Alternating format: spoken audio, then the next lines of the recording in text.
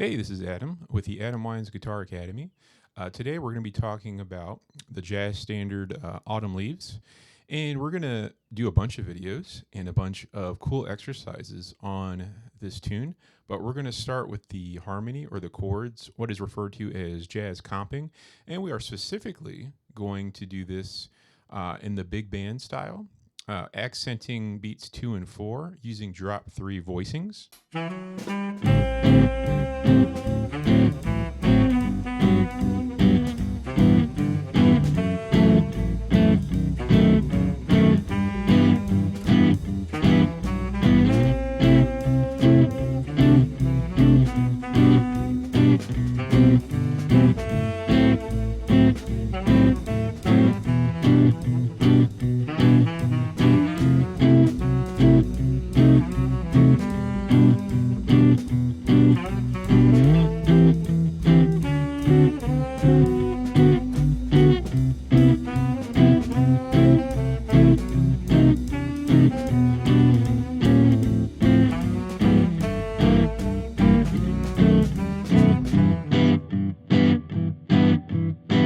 Okay, let's get right back into it. So back to the drop 3 voicing topic for a second. If we were theoretically in the key of, say, C major, and we had a C major 7 chord, the notes in that chord would be C, which would be the root, E, which would be the 3rd, G, which would be the 5th, and B, which would be the 7th. One way you can see that on the guitar is this voicing right here. So C, E, G, B.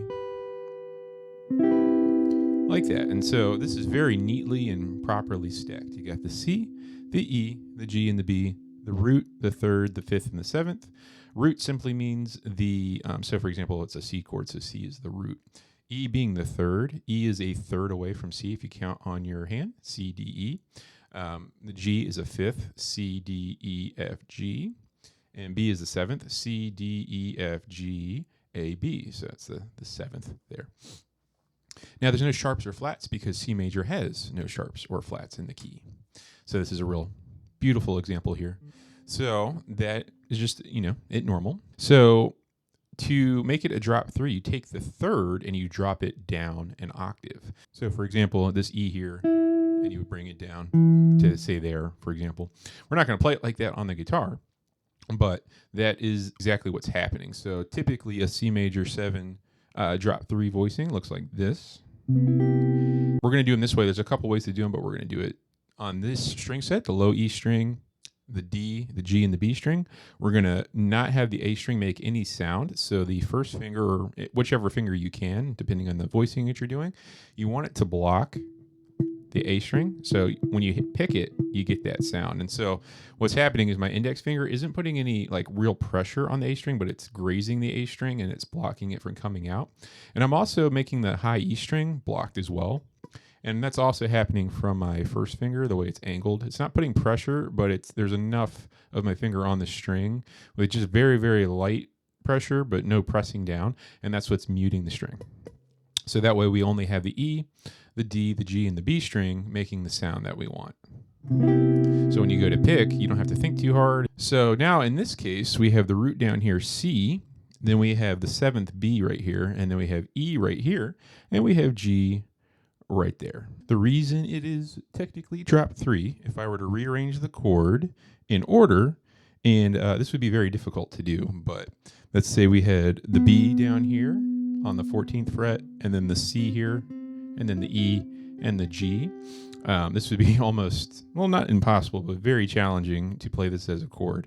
But what's happening is we're taking the 3rd note from the top. So 1, 2, 3, this is the 3rd note, and that's a C. And we're dropping it down an octave down here, and then we get this shape. And that's the theory reason why this is a drop 3 C major 7.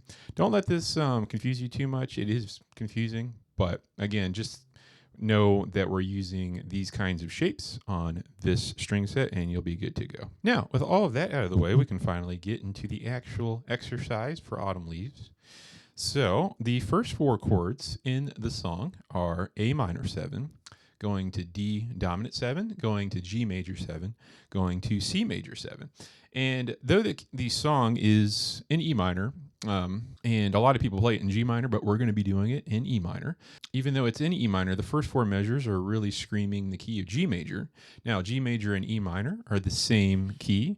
Just to play it on the guitar real quick, the scale itself, a G major scale would sound like this. It would go G, A, B, C, D, E, F sharp, and G. So the big thing about G major is we have the F sharp. Same thing with the E minor key. So if we play the same thing, but we start on E, E, F sharp, G, A, B, C, D, and E. It's the same key, but we started and ended on E, so we got E minor. So that's where the chords are coming from. It's using those notes. So the first chord is an A minor 7. A is the second note in the key of G. So if we were to put some Roman numerals on this, this would be a 2 minor 7. So in the key of G, A minor 7 is a 2 minor 7. The notes in A minor 7 are A, which is the root, C, which is the third, E, which is the fifth, and G, which is the 7th. So I actually started the exercise in a root position, A minor 7, drop 3 voicing, and it looks like this. Now in order to get this voicing, I am barring my ring finger across the D, G, and B on the 5th fret here, and I have my middle finger on the low A, the 5th fret of the E string. And once again, we're muting the A and the E, so the middle finger is kind of blocking the A, and the ring finger is, and also the middle finger a little bit, are blocking off that E string. I have it pressed down, and when I pick, I don't have to think too hard. I just need to make sure I hit all the strings that I can here to make sure that the E, D, G, and B string all ring out. And we get our chord, and that is the A minor 7th chord. And this is in root position because the root is in the lowest note, in the lowest frequency. And the notes, in this particular case, how they're arranged, we have A, G, C, and E. So it's out of order, but the notes are all there to make the chord. Now, because we're doing big band style comping, we are going to be doing basically down strumming, but on beats 2 and 4, we're going to hit harder. Typically, you hit harder on 1 and 3, say in like rock music and pop, and etc. But in jazz, you really emphasize the 2 and 4, especially in swing music. So in order to accomplish that, what we do is a little light on beat 1. And then what I find myself doing quite a bit is after I play the chord, I let the pressure go from my left hand. So here, there's press down, and then it's let go. If you notice, I haven't moved my hand anywhere, but that is what I do quite a bit. And so once we go to beat 2, I press down again with the pressure, and then I strum harder than I did on beat 1. So it would sound like this. It would go 1, 2, like that. Then beat 3 would be lighter, and then beat 4 would be heavier. So it would sound 1, 2, 3, 4. And that's how you get that big band swing jazz feel. So that is the first chord. Then we go to the D7 chord now. Now here, the D7 is the 5 chord in Roman numeral, so 5-7 technically. The reason is D is the 5th note in the key of G. So we went from a 2 minor 7 to a 5 dominant 7. The notes in D7 are D, F sharp, A, and C. Now, when I go to play this chord, I'm already on an A, and A is one of the notes in D dominant 7. So what I'm doing is I am picking the chord we call second inversion in order to play this D7, as opposed to, say, jumping up here to this D, because that would be wild. I'd be going from here, jumping all the way up here. That would be pretty insane. So what we're going to do instead is we have this, and then we go to this one. And this is a second inversion D dominant 7. Inversions simply mean instead of having the root in the bass, you're picking one of the extensions, like the 3rd, the 5th, or the 7th, and putting it in the bass. And because the 5th is the second extension, so to speak, so, root, if it was root, it would just be root position, so 3rd would be first inversion if the 3rd was in the bass. And so since the 5th is in the bass, it's called second inversion. And theoretically, if the 7th was in the bass, it would be 3rd inversion. So this is a second inversion, D dominant 7. And once again, it looks like this. Now to get this shape, what I'm doing, I have my ring finger on the 5th fret of the low E. I have my middle finger on the 4th fret of the D string. I have my pinky on the 5th fret of the G, and I have my index finger on the 3rd fret of the B string. And the notes here in order, we have A, F sharp, C, and D. So not in order, but that's the fun of jazz guitar. We get to rearrange the chords. So we had this chord, and now we're coming to this one. And the ring is kind of blocking the A, and the index is blocking the high E, so we're all good. Same rhythm. The rhythm's going to be exactly the same throughout the whole thing, so it's going to be light on beats 1 and 3, heavier on 2 and 4. I press down heavy with my left hand when I go to play the chord, and I let it go in between beats, and that's how I kind of get that sound. So it goes 1, 2, 3, 4, like that. Now if I were to put these two measures together, we go 1, 2, 3, 4, 1, 2, 3, 4. And there was a little upstroke between the chords if you caught that. You do not have to do that. It's just something I enjoy doing, and I think it is fun, and I think it gives it a nice sound. So once again, 1, 2, 3, 4. It's like a little 16th note, like on the and of 4 that I'm doing there before I get to the next chord. And that's basically what's happening. 1, 2, 3, 4. 1, 2, 3, 4, and so forth. Okay, measure 3, we are coming simply to the 1 chord finally, which is a G major 7. Notes are G, B, D, and F sharp, and this is a root position chord. This is that same chord up here when we're doing C major 7, same shape, I'm just doing it down here on G. So the notes here, G, F sharp, B, and D. So index finger is on the 3rd fret of the low E, ring finger is on the 4th fret of the D, pinky is on the 4th fret of the 3rd string, and middle finger is on 3rd fret of the 2nd or B string. That's how we get that chord. And once again, I had the A and the high E muted. The index finger is kind of taking care of that for me. And same rhythm, 1, 2, 3, 4, like that. Now, the 4th measure, we come to C major 7. This is the 4th chord. So Roman numeral wise, this is the 4 major 7. The notes here are C, E, G, and B, and we actually played this chord up here before in the beginning, but we are now going to do it in second inversion. This is actually one of my favorite chords right here. The second inversion drop 3 voicing. I think it's beautiful. It's really cool because it has this minor second interval between the pinky and the index. That's why it sounds so interesting and has that tension.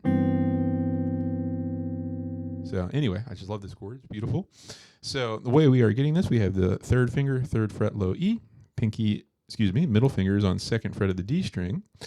Pinky is on the 4th fret of the G, and index is on the 1st fret of the B string, G, E, B, and C. Same rhythm, 1, 2, 3, 4.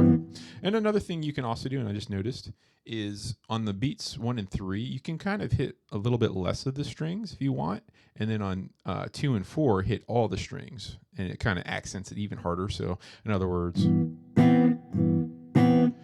that's optional. You don't have to do that, but I think it sounds cool. So measures 1 through 4. 1, 2, 3, 4. 1, 2, 3, 4. 1, 2, 3, 4. 1, 2, 3, 4. And with that little accent thing.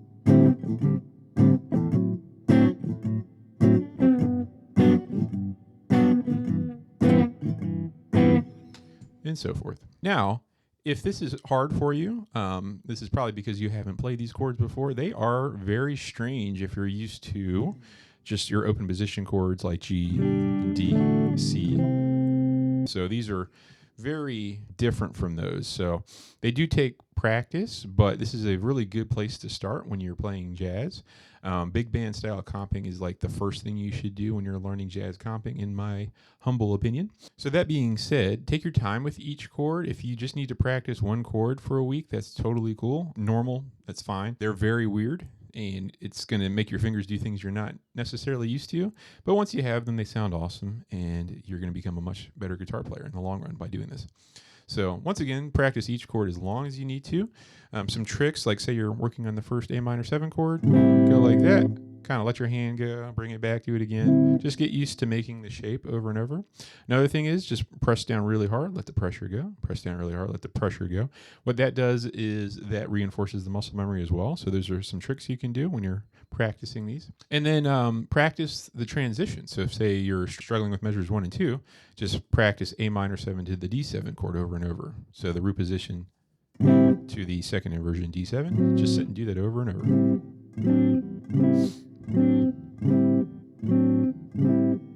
And it's totally normal if you have to sit and like think about each finger first as you're doing that. That's totally fine. But over time, it's going to get so easy and so fast that it's going to feel effortless. So moving on to the next set of 4 measures, we are now switching to the key of E minor, really. Even though the song is technically in E minor, we're finally getting into the key, really. So the first chord is an F sharp minor 7 flat 5. And that's what that circle with the little slash there means on the symbol. That's one way to notate that. This is going to be done in root position. We're going to have it, this chord here. Now, in order, the notes are F sharp, A, C, and E, but the drop 3 voicing doesn't quite do that order, but those are the notes involved. And it is middle finger 2nd fret low E, ring finger 2nd fret D string, pinky 4th fret G string, and index finger 1st fret B string. F sharp, E, A, and C. Those are the notes in that chord. And same rhythm, 1, 2, 3, 4, like that. And that is the 2 minor 7 flat 5 chord in terms of Roman numerals. So that being said, we now come over to the B dominant 7. Now, when I'm in a minor key and the harmony is emphasizing the minor tonal center, when I get to the 5 chord, I like to make it a flat 9 chord. And that sounds scary, but all it really means is that I'm taking the 9th, which is really easy. It's really just a C sharp note in this particular case. A 9th is really just a 2nd and then up an octave. So for example, if I play this B right here and I go 2 frets over, that would be a C sharp, and that's the 9th if I were to bring it up an octave. So if I have this B and I come up to that C sharp, that would be the extension of a 9th. It's the one past the 7th. So for like, make it real easy, like if you were in C major, you have C, E, G, and B. The next third up from B is D, because chords are stacked in thirds. Like C to E is a third, E to G is a third, G to B is a third, and B to D is a third. So that D is that next extension after the 7th, and you get the 9th. But a real fast way to get that is just think a 2nd or 2 frets over to get your 9th. So a flat 9 would just be 1 fret instead of 2, but then up the octave. So you would have B, go into C, up that octave like that. So the C is the flat 9 extension in this particular case, in the context of B7. So normally the chord tones in B7 would be B, D sharp, F sharp, and A. Now, we are in the key of G or E minor, so the D sharp note is an anomaly. That note really shouldn't be there, but what's really happening is it's really painting us the picture of E harmonic minor. So if I were to take an E minor scale, I'm going to play it up here for simplicity's sake. If I had E, F sharp, G, A, B, C, and then normally we play D, and then E. Now to get harmonic minor, we just simply, instead of playing D, we play D sharp, and you get this sound. You may have heard that sound before. It's used quite a bit. It's very metal sounding, in my opinion. But what that D sharp does is it really pulls us back to E. Whereas, so for example, if we go, the D to the E doesn't, that D doesn't pull quite as hard to the E, but the D sharp really pulls. So for example, your ear really wants to hear that E after the D sharp. So anyway, when a lot of times in jazz, when you have a 2-5-1 chord progression, but in minor, the dominant chord is usually going to have that raised 7th to emphasize harmonic minor. A thing I really like to do, and we kind of talked about this a second ago, is I really like that flat 9. So I really love playing dominant 7 flat 9 chords in the context of 2-5-1s in harmonic minor. Now, the way I'm going to pull this off is I'm going to play a chord that actually does not have a B in the chord. So in this particular case, in the tab, as you can see below, we have 2 on the low E string. We are barring our first finger across the first fret of the D, G, and B. So it'll look like that. That finger's down there. And then to finish it off, that ring finger is going to come to the second fret of the G string. And this is actually technically a fully diminished chord, but it's going to work as a B7 flat 9. So what's happening, just to kind of lay this out for you, a fully diminished chord is just a stack of minor thirds. So remember, we're not going to play the B, so the next chord tone would be D sharp. So just to really line it up for you so it looks really simple and you can kind of understand the concept, if you have a D sharp going to an F sharp, that's a minor third, that shape there. And then it goes to an A, like that. That's a diminished triad right there. And then if we were to hit that C, this is very hard to do. I'd have to stretch my fingers out like crazy. And then the C. So D sharp, F sharp, A, C. That's a fully diminished chord. So those are the notes that are getting played. So the D sharp is the third of a B7. The F sharp is the fifth of a B7. The A is the seventh of B7, and then the C is a flat 9, and that's why we're getting the B7 flat 9 here. That's why this works. So this chord here is F sharp, D sharp, A, and C up there.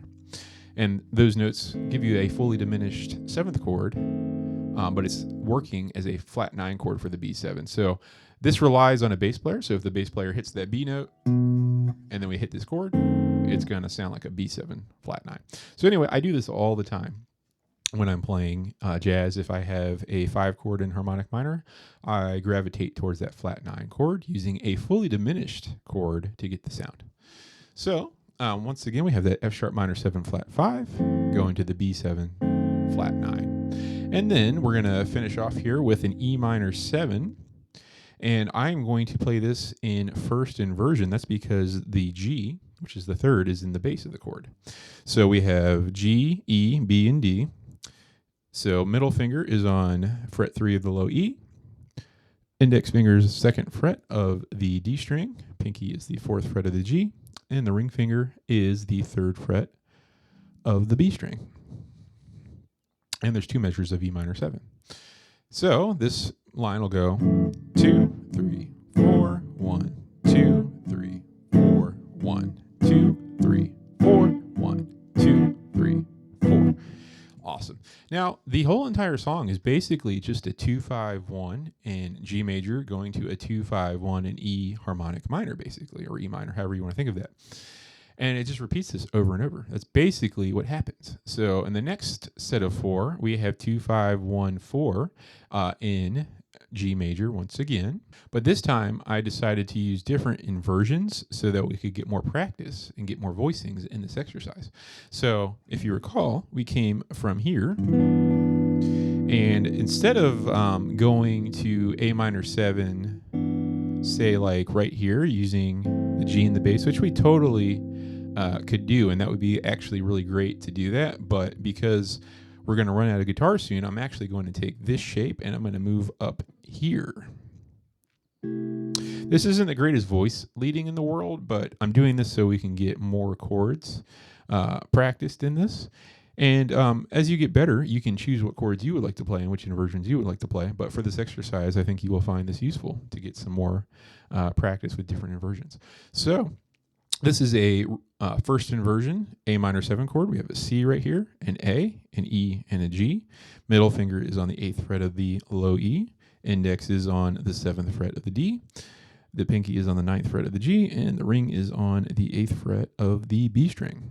And it sounds like that. Next, we're going to a D7 chord, and the C here is actually the 7th of a D7 chord. So I'm going to use an inversion using the C as the bass, and this will actually be a third inversion chord when we do it. Looks like that. It's not too difficult. So I have my first finger barring on the 7th fret of the D, G, and B, and the middle finger is on the 8th fret, once again here, of the E. C, A, D, and F sharp. Those are the notes in this particular case. And then we're going to go to a G major 7 chord again. Now I'm on a C. The B is right there, and that's a chord tone. I could also go to the D, but the B is a little closer, so I'm going to go here. So I'm going to get this shape. This is a first inversion major 7 chord. Very nice chord as well. I really enjoy this one too. That's a B, a G, a D, and an F sharp. So the middle finger is on the 7th fret of the low E. Index is on the 5th fret of the D. Ring is on the 7th fret of the G. And the pinky is on the 7th fret of the B string. And then we come to a C major 7 chord again. B is the 7th of a C major 7, so I'm going to do a third inversion C major 7 chord. The way we pull this off, we bar our first finger on the 5th fret of the D, G, and B string, and the ring finger is going to be on the 7th fret of the low E, and that's going to be B, G, C, and E. And that gives us our C major 7 chord.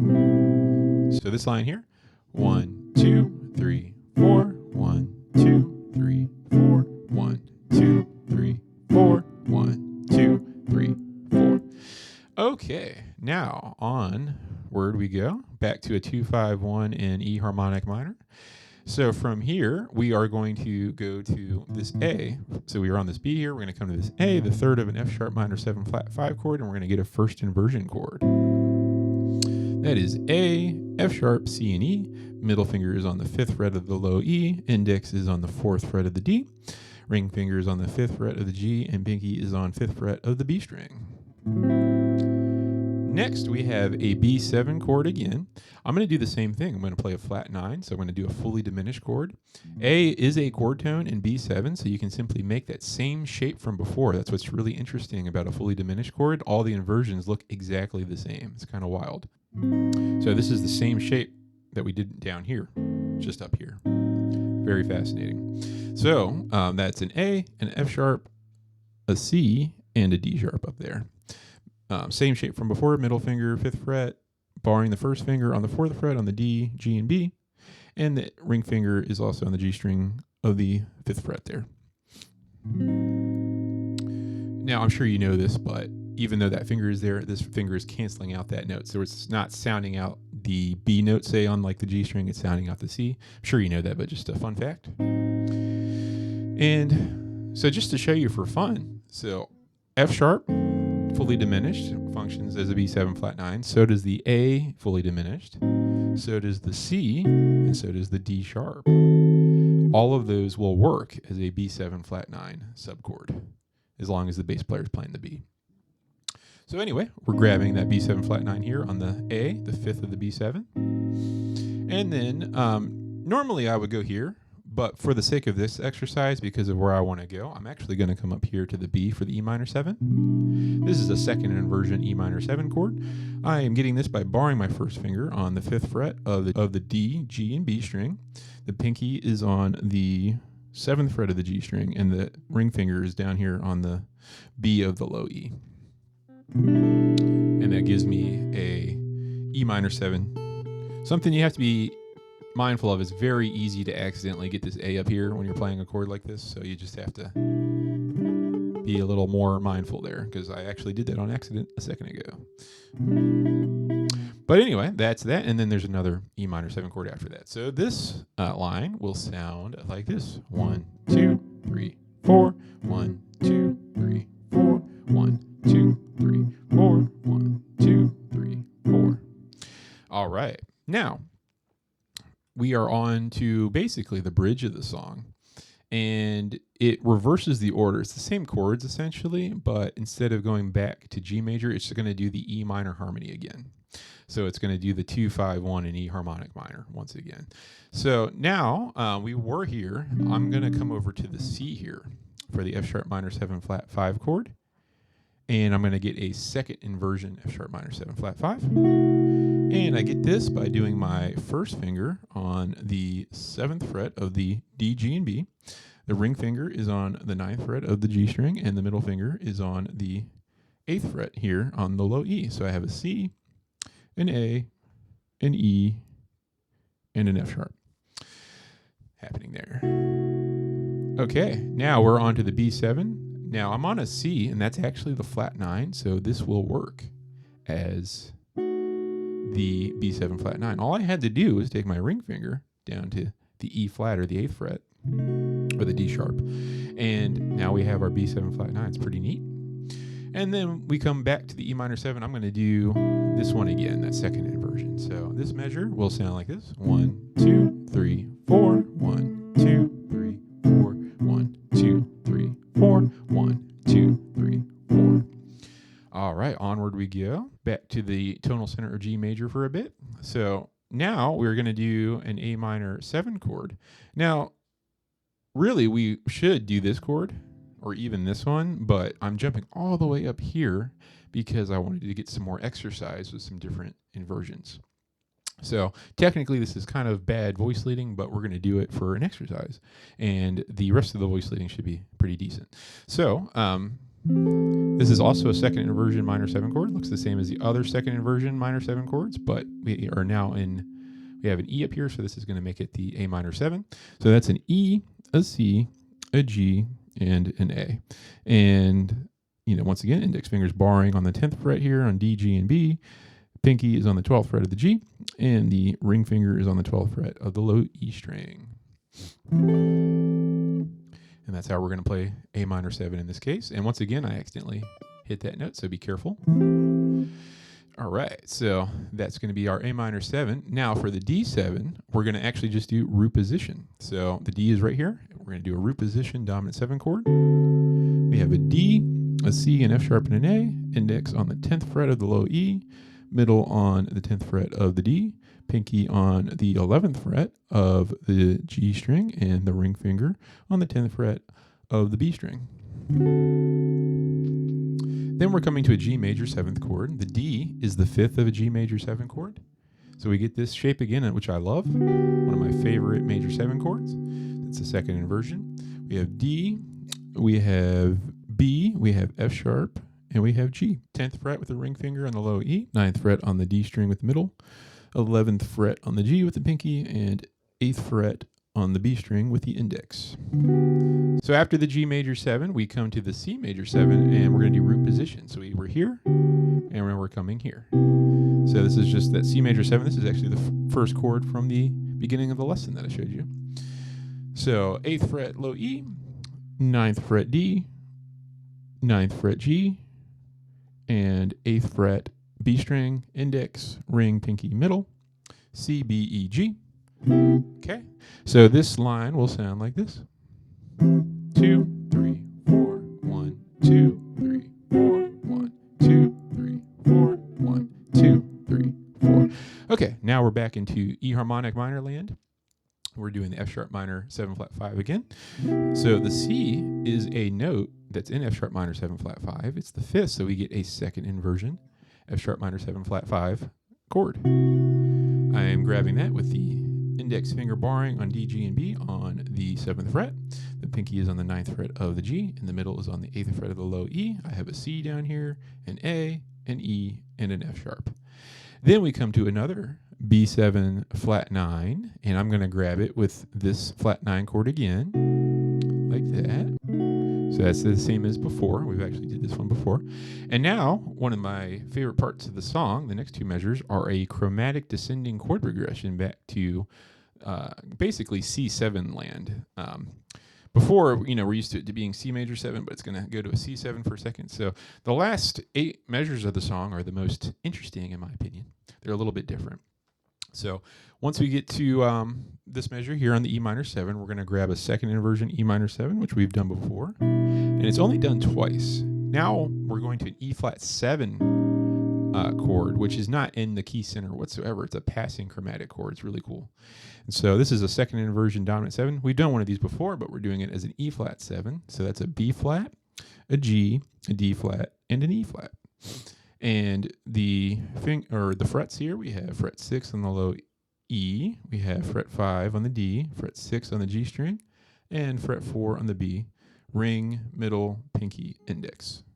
And then we come to a D minor 7, so we slide down to this position. This is the same shape as that E minor. I'm just down here now, with the 5th of the D minor 7 as my bass note. So a D minor 7 second inversion chord. Barring the first finger on 3 on the D, G, and B. Ring fingers down here on the 5th fret of the low E, and the pinky's on the 5th fret of the G string. Notes are A, F, C, and D. And then it does a D flat 7 chord. Same shape as over here, we're just doing it down here. We have an A flat, an F, a C flat, and a D flat. So it's the same shape, just on some different frets. So fret 4, fret 3, fret 4, fret 2. So this is a really fun part of the song. So the shapes are fun to play. So you have that shape going to that one, going to that one, going to that one. So it's two shapes, but they move down. It's neat. One of my favorite parts of the song. So this line is going to sound like this. It's going to go 1, 2, 3, 4, 1, 2, 3, 4, 1, 2, 3, 4, 1, 2, 3, 4. Okay, now the last four measures, we are now at a C7 chord.